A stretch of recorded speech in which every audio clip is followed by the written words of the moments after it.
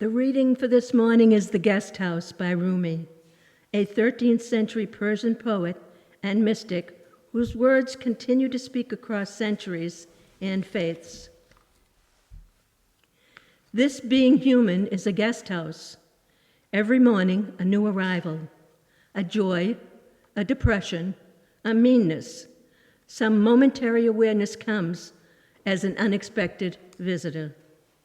Welcome and entertain them all, even if they're a crowd of sorrows who violently sweep your house empty of its furniture. Still treat each guest honorably. They may be clearing you out for some new delight. Be grateful for whoever comes, because each has been sent as a guide from beyond. Well, it looks like it might be a long ride, but I ain't going nowhere. And I know it's gonna be a hard fight, but I will stay right here. I will shine a light in the darkest hour. I will face the man in the tallest tower. Well, it looks like it might be a long night, but I ain't going nowhere.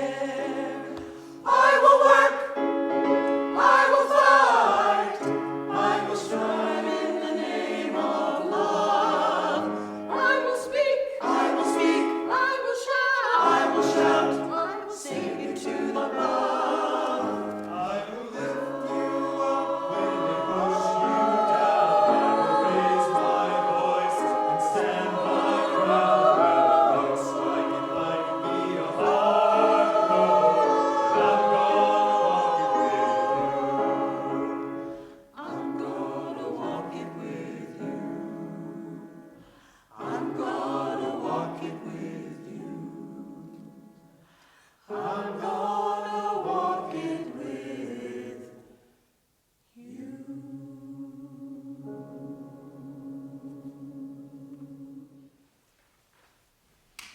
Thank you for that.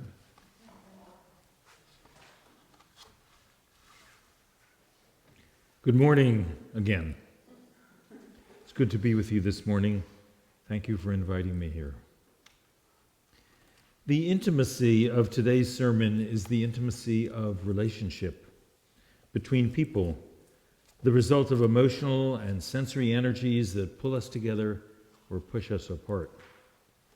My experiences of 40 plus years as a scientist, studying the sensory nervous system with a focus on pain, and then the past 15 as a hospital chaplain have given me opportunities to think about and to learn about intimacy. As a scientist, I was trained to design experiments, analyze data, and ask questions in order to better understand things. As a chaplain, I learned to stop asking questions, to stop trying to analyze a patient's situation, instead to be quiet and to listen. I'm still learning to be that way. And I have found that as we humans process our experiences and regard our vulnerability and our mortality, we're always encountering opportunities for intimacy. So I have a few thoughts about this to share with you this morning.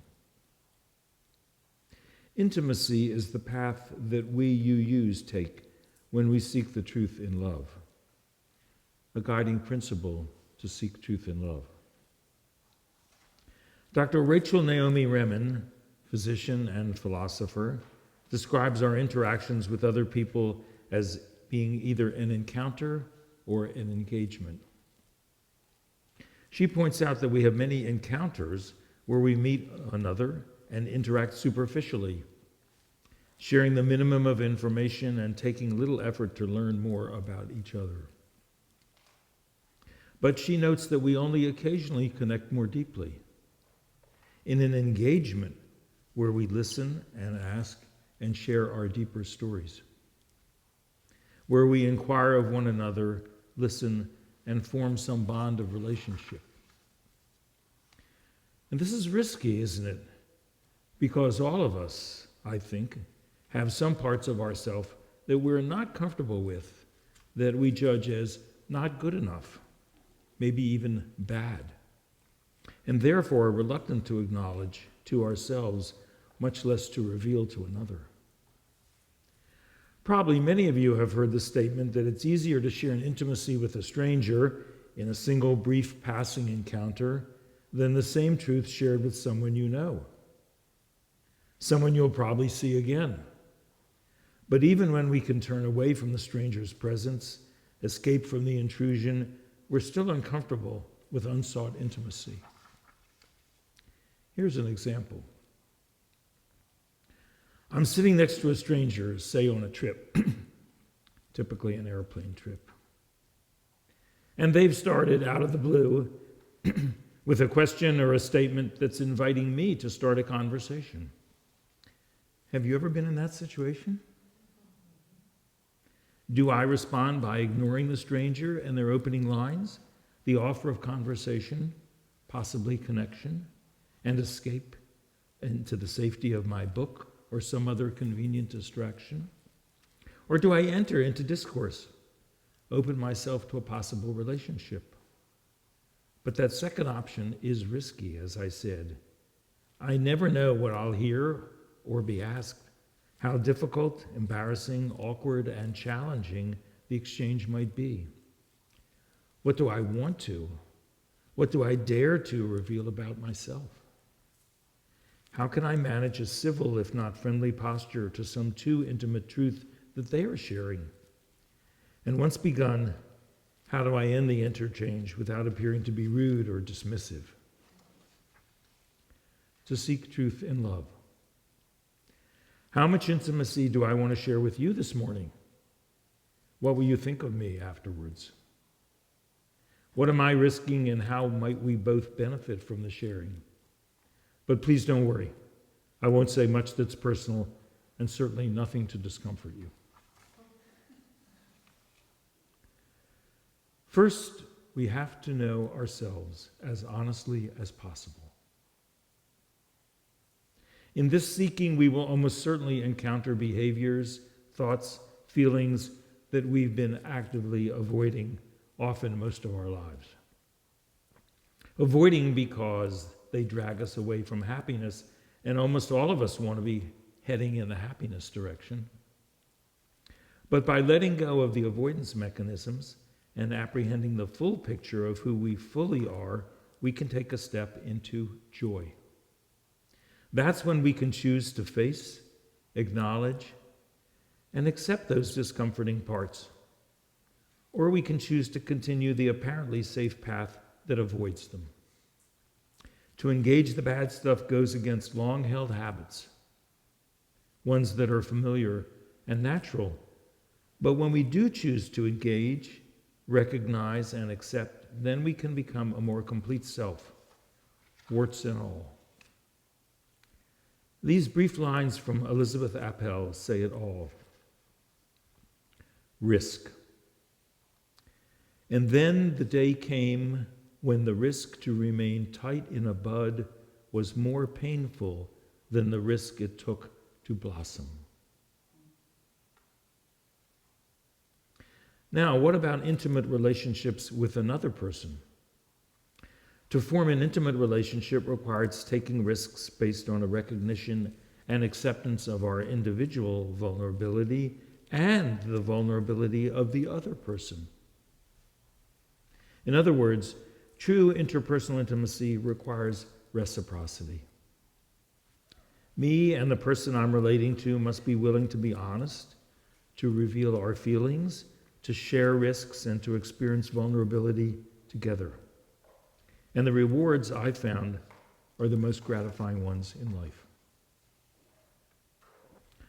So how do we achieve intimacy with people in our everyday lives? And how do we trust ourselves and others to be honest and caring, to be both truthful and gentle with our vulnerable selves? I think that the first step for intimacy is active listening. By active listening, I mean that we tune our ears and minds and hearts to what another is saying, giving her our full attention. taking in the words and the meaning and emotions under the words without interruptions, questions, or losing ourselves in our own thoughts, reacting to and then wandering into our own feelings. Active listening means that we bring our fullest empathy and understanding to the engagement, and we listen for as long as the speaker needs to talk. Although for practical reasons, there should be some limits set on this before the talking begins. And of course, a truly intimate relationship requires reciprocity. The first speaker becomes an active listener. The listener takes the role of speaker. In this engagement, we ought to be as honest with others about our rough edges as we are with ourselves. We need to take off the costume of perfection. To trust another means that we stop pretending that everything's okay. But don't we all like to believe that everything's all right? If not right now, then in the knowable future. Don't we like to think that resources are always at hand and solutions can be found somewhere? If we put off facing our dilemmas now, won't they somehow resolve themselves just spontaneously in the future? Can't we just bury this troubling truth away? Just allow happiness to prevail? Come on, folks. Aren't there times when your spirits are ugh, and you're really wanting them to be magically changed to ah? That's sure true for me, and probably more often than I'm willing to admit. But here's the catch, friends. I think that being dishonest about our negative feelings with ourselves and with others robs us of true intimacy. As Rumi teaches in today's reading, each of us should welcome all of our feelings if we want to be all that we can be, to have integrity, to be whole. Pretending that everything is always okay may feel like a safer course of action, but it masks us from the acceptance of authentic being. And here's the paradox of relationship. We can only be in an intimate relationship with another if we have accepted our true selves. But the way to know ourselves is through relationship with another. Jewish theologian and philosopher Martin Buber teaches that when we apprehend another person, a thou, as equal to ourselves, our I, then we have engaged the divine. In other words, God exists in the most intimate relationship between people.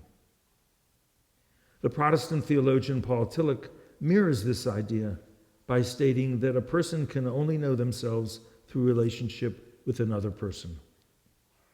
People only exist fully as participants in relationship.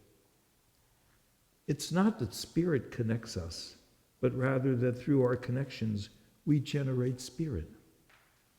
When we sing, "Spirit of life, come unto me," our seeking is to reveal what's already in here, not somewhere out there. And when we share that spirit in congregation, among our gathered selves, oh my.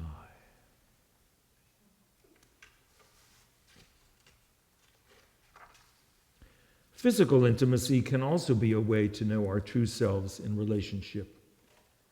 Touch can convey more than words do, and meaning, when transmitted with a kind hand, a heartfelt hug, can be less ambiguous than when we try to communicate through words. After all, the majority of person-to-person communication is by nonverbal signs. A lingering hand, a smile, soft breathing are all ways of showing love. And a closed fist and a scowl send the opposite message very clearly. We have a choice in how we show our love or withhold it. And when your child or grandchild falls and scrapes her knee at the playground, you can stand there and speak sympathetic words and kind platitudes, but there's no substitute for the healing act of kissing the boo-boo.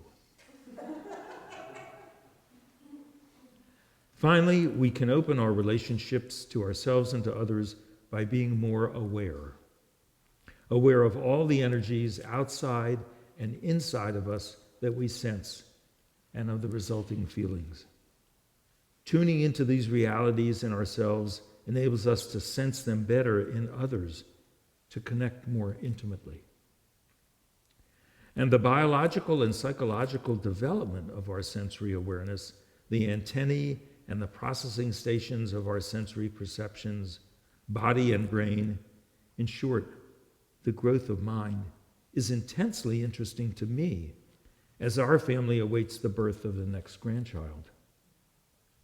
What will my new grandson and I learn from each other?